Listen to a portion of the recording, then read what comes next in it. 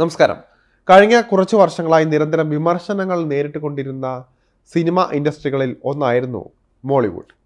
അതിന് കൃത്യമായ കാരണവും ഉണ്ടായിരുന്നു. അതിൽ പ്രധാനപ്പെട്ട കാര്യങ്ങളിൽ ഒന്നായിരുന്നു തിയേറ്ററുകളിൽ എത്തുന്ന ചിത്രങ്ങളിൽ ഭൂരിഭാഗവും ദയനീയമായി പരാജയപ്പെടുന്ന പ്രവണത. ഇതിന് കാരണമാകുന്നത് അടുപ്പിച്ചടുപ്പിച്ച് ഒരേ ജോണറിലുള്ള സിനിമകൾ പുറത്തിറങ്ങുന്നതും പ്രത്യേകിച്ച് നട്ടലില്ലാത്തൊരു തിരക്കഥയുമായി വരുന്ന ആളുകളെ ഏത് സിനിമ കാണിച്ചാലും അത് വിജയിക്കുമെന്ന ആത്മവിശ്വാസത്തോടെ എത്തുന്ന ചിത്രങ്ങൾ തന്നെയായിരുന്നു. ഒന്നിനും പ്രത്യേകിച്ച ഗുണങ്ങളൊന്നുമില്ലാന്ന് തന്നെ പച്ചയ്ക്ക് തന്നെ പറയേണ്ടിയിരിക്കുന്നു. പല പേരുകളിലായി ട്രോളുകളെല്ലാം നിറങ്ങിയ സിനിമകൾ നമുക്ക് ഉദാഹരണമായി കുറേയുണ്ട് എടുത്ത് പറയാൻ, അതിനെക്കുറിച്ചൊന്നും പറയുന്നില്ല. കഴിഞ്ഞ വർഷം ഏതാണ്ട് 250ഓളം ചിത്രങ്ങളാണ് പുറത്തിറങ്ങിയത്. എന്നാൽ ഹിറ്റെന്നോ സൂപ്പർ ഹിറ്റോ എന്നോ പറയാനുള്ളത് വെറും 6-7 സിനിമകൾ മാത്രമേ ഉള്ളൂ.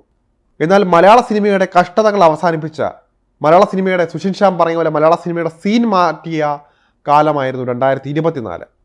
ആരും പ്രതീക്ഷിക്കാത്ത ഉയരത്തിലേക്ക് മലയാള സിനിമയുടെ വാണിജ്യ താല്പര്യങ്ങൾ കുത്തനെ തന്നെ ഉയരുന്നതാണ് ഇപ്പോൾ കണ്ടുകൊണ്ടിരിക്കുന്നത്.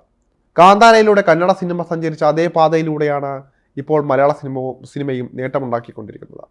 ഇന്നിപ്പോൾ 4.5 മാസം മാത്രം പിന്നിട്ടപ്പോൾ പണക്കണക്കുകളിൽ താരതമ്യേന ഒരു ചെറിയ ഇൻഡസ്ട്രിയായ, അതായത് പണക്കണക്കുകളിൽ മാത്രം ചെറിയ ഇൻഡസ്ട്രിയായ മലയാളത്തിൻ്റെ ഇതുവരെയുള്ള കളക്ഷൻ 700 കോടിയോളം വരുമെന്നാണ് കണക്കുകൾ സൂചിപ്പിക്കുന്നത്.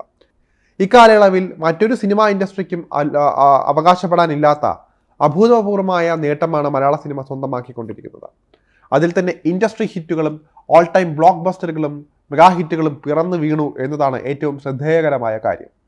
ഒരു സിനിമയിലൂടെ ഇട്ട കളക്ഷൻ ഒരു മാസം പോലും ആയുസില്ലാതെ തകർന്നു വീഴുന്നതും ഇൻഡസ്ട്രി ഇപ്പോൾ കണ്ടുകൊണ്ടിരിക്കുകയാണ്. സൂപ്പർ താര ചിത്രങ്ങൾ മാത്രമല്ല, ചെറിയ താരങ്ങളുടെ സിനിമകളാണ് ഇത്തരം കളക്ഷൻ റെക്കോർഡുകൾ മുൻപന്തിയിൽ നിൽക്കുന്നത് എന്നത് പ്രത്യേകം ശ്രദ്ധിക്കേണ്ട ഒരു കാര്യമാണ്. മാത്രമല്ല, ഈ സിനിമകൾ അതിർത്തികളും ഭേദിച്ച, ഭാഷകളും ഭേദിച്ച മുന്നേറിക്കൊണ്ടിരിക്കുകയാണ്. ഈ വർഷം ആദ്യം ഇറങ്ങിയ പ്രേമലു, മഞ്ഞുമ്മൽ ബോയ്സ്, ഭ്രമയുഗം എന്നിവ കട്ടയ്ക്ക് തന്നെ നിന്നപ്പോൾ പിന്നാലെ എത്തിയ ആടുജീവിതം ഗോഡ് ലെവൽ ഹൈപ്പോടെ വന്നിട്ടും കാണികളെ നിരാശപ്പെടുത്തിയില്ല എന്നതാണ് മറ്റൊരു പ്രത്യേകത. ഇതിൽ മഞ്ഞുമ്മൽ ബോയ്സ് കളക്ഷനിൽ സർവകാല റെക്കോർഡാണ് ഇട്ടത്.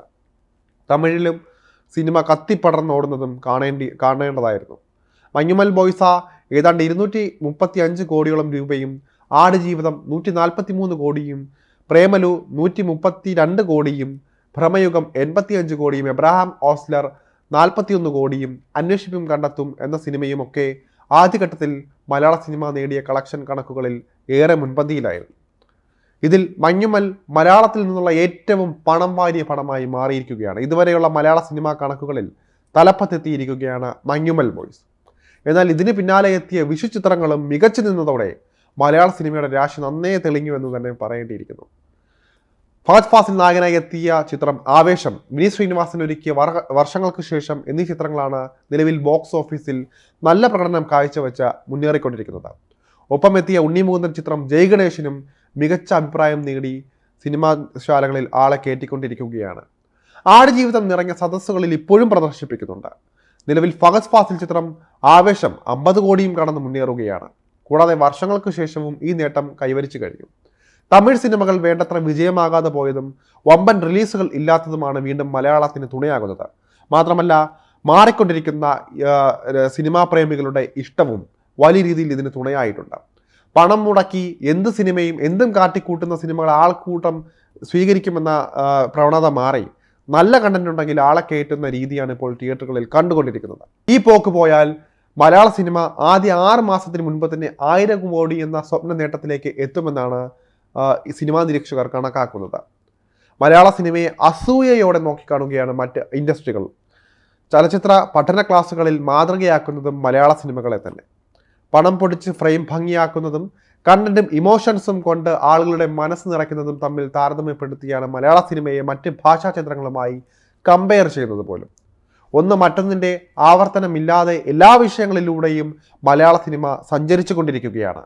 അതുപോലെ തന്നെ എല്ലാ സിനിമാ പ്രേമിയുടെ ഉള്ളും കീഴടക്കി മുന്നേറിക്കൊണ്ടിരിക്കുകയാണ്.